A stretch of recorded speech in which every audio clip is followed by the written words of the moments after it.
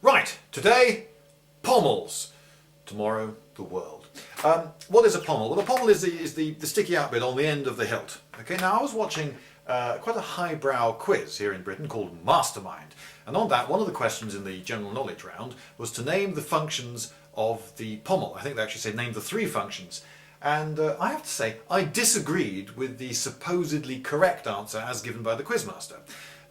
One of the uses I definitely agree with. It's grip. Yes, if you want something to stop it slipping out of your hand, you want grip, and this is very important with a weapon, of course, and the pommel definitely helps give you grip.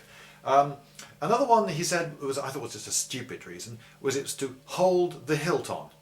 No, we didn't. You don't add a pommel to hold the hilt on. The pommel just happens to be the last bit of the hilt. So whatever's the last bit of the hilt, that's going to be the thing which holds the hilt on. Yeah, it's going to act as a washer. You're going to rivet over the tang or whatever.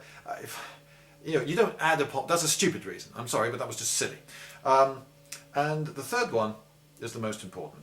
The third reason was that it was to act as a counterweight to the blade. No, it isn't. Look at this pommel. It's made of wood. Okay, it's got a metal cap, but it's principally wood. It's very light. Most pommels are made out of light materials. Wood, ivory, those sort of things, bone. They're not made out of lead or even steel, solid steel most of the time. There are exceptions, however, and this is where I think most people get confused. You see, this pommel here, that is heavy. That is a counterweight. This is a fencing foil, okay? A modern sporting fencing foil. By the way, if ever you want a good noise, oh yes, use a fencing foil because it's sort of square cross section, it sort of fizzes through the air. I think that's what a lot of sound effects people use for getting that sort of sound. Anyway, bit off topic there. Now, with a fencing foil, yes, very definitely, it is a counterweight. The fencing foil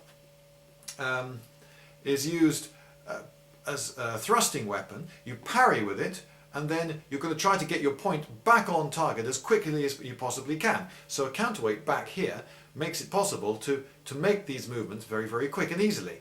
You don't actually have to be able to hack with any force with one of these. You don't need to, and so you don't.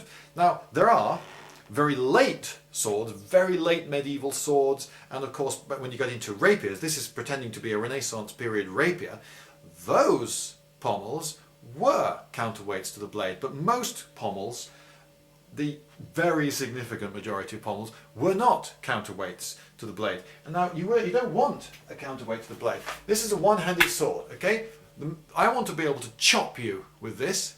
Yeah, I want to be able to chop you, wallop. And it's quite likely that you're going to try to put a shield in the way. So I'm going to have to try and get round your shield. So if I can, with just the action of my wrist, perhaps backslash, forward slash, whatever, just the action of my wrist, if I can put in a really, really hefty blow, whack, then I can do you some real damage. But if I've got a counterweight here, that takes the force out of my blow. I want this to be blade heavy. I want this to be a big iron bar coming down, whack, onto you and doing you lots of harm.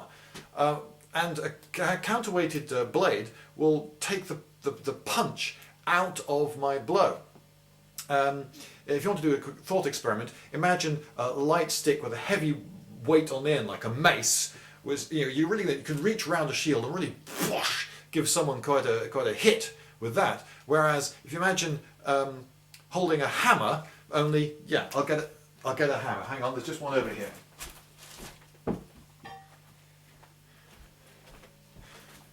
Okay, so imagine holding the hammer there and hitting someone. No. You want to hit them like that, don't you? Whack! To do them damage. Well, it's the same sort of thing with a sword. You want a light pommel and a heavy blade to do someone a lot of hacking damage. There's another reason that you don't want a heavy pommel.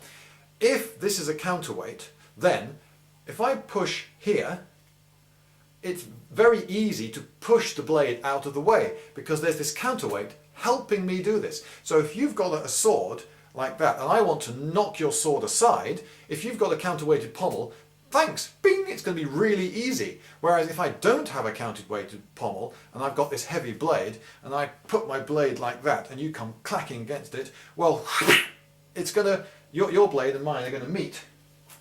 Your blade and mine are going to meet, clang, and if you've got the counterweighted pommel and I haven't, I'm going to knock your sword out of the way, and then I've got you, Sunshine. So, only very late swords, which we not used with shields, had counterweighted pommels. The Romans, the ancient Greeks, all the ancient peoples, the Celts, well, right up, I mean, pretty much everyone right up until the very late medieval period did not have counterweighted pommels. So there!